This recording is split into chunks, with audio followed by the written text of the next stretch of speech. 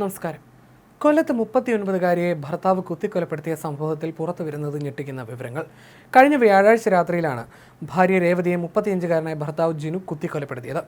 ഇതിനുശേഷം ഇയാളുടെ കാമുകിയെ വകവരുത്താനും ജിനു പദ്ധതിയിട്ടിരുന്നു. അതിനു മുമ്പ് തന്നെ പോലീസ് എത്തി ഇയാളെ കസ്റ്റഡിയിലെടുക്കുകയായിരുന്നു. 15 വർഷം മുമ്പ് ആലുവയിൽ വെച്ചാണ് കാസർഗോഡുകാരിയായ രേവതിയും കൊല്ലംകാരനായ ജിനുവും പരിചയപ്പെടുന്നത്.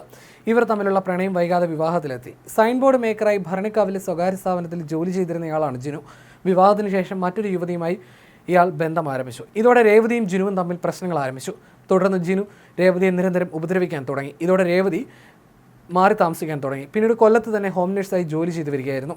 ജിനു കുട്ടികളെ കാണാൻ രേവതിയെ അനുവദിച്ചിരുന്നില്ല. തുടർന്ന് പോലീസ് ഇടപെട്ട് മാസത്തിൽ ഒരു ദിവസം അവരെ കാണാൻ രേവതിക്ക് അനുമതി ലഭിച്ചു. ഇതിനിടെ കാമുകി അപ്രതീക്ഷിതമായി വിദേശത്ത് പോകാൻ തീരുമാനിച്ചതോടെ ജിനുവിന്റെ സമനില തെറ്റി. ഭാര്യ പിണങ്ങിപ്പോയതിന് പിന്നാലെ കാമുകി കൂടി പോകാനൊരുങ്ങിയതോടെ ഇയാൾ ജീവനൊടുക്കാൻ ശ്രമിച്ചിരുന്നു. കുറച്ചു ദിവസം പാരിപ്പള്ളി മെഡിക്കൽ കോളേജ് ആശുപത്രിയിൽ ചികിത്സയിലായിരുന്നു ഇയാൾ. ആശുപത്രിയിൽ കിടക്കവെ ഭാര്യയെ കാണണമെന്ന് വാശി പിടിച്ചതോടെ രേവതി കുട്ടികളുമായി ആശുപത്രിയിലെത്തി ജിനുവിനെ കണ്ടിരുന്നു.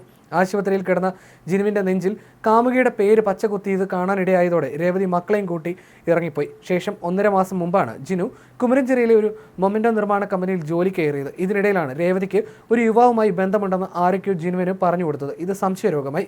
ഭാര്യയും കാമുകിയും താൻ കൊല്ലുമെന്ന് ഇടയ്ക്കിടെ ഇയാൾ പറയാറുണ്ടായിരുന്നുവെന്ന് സഹപ്രവർത്തകർ പറയുന്നു. ഇതാരും കാര്യമായി എടുത്തിരുന്നില്ല.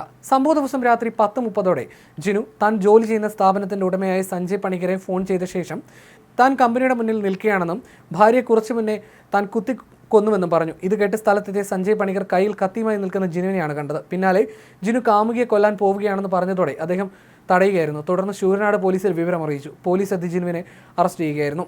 സഞ്ജയ് പണിക്കരുടെ ഇടപെടൽ ഉണ്ടായിരുന്നില്ലെങ്കിൽ കാമുകിയെ കൂടി ജിനു കൊന്നേനമായിരുന്നു. വയോധികനെ പരിചരിക്കുന്ന ജോലിക്കായി നിന്നിരുന്ന വീട്ടിലെത്തിയാണ് ജിനു രേവതിയെ കൊലപ്പെടുത്തിയത്. കഴിഞ്ഞ 5 മാസമായി ഈ വീട്ടിൽ ജോലിക്ക് നിൽക്കുകയായിരുന്നു രേവതി. വ്യാഴാഴ്ച രാത്രി 9 മതിൽ ചാടിയെത്തിയ ജിനു രേവതിയെ ആക്രമിക്കുകയായിരുന്നു. കുത്തുകൊണ്ട് യുവതി മുറ്റത്ത് കുഴഞ്ഞു വീണു. ബഹളം കെട്ടെത്തിയ വീട്ടുകാരും നാട്ടുകാരും ചേർന്ന് ജില്ലാ ആശുപത്രിയിൽ എത്തിച്ചെങ്കിലും മരണം സംഭവിക്കുകയായിരുന്നു.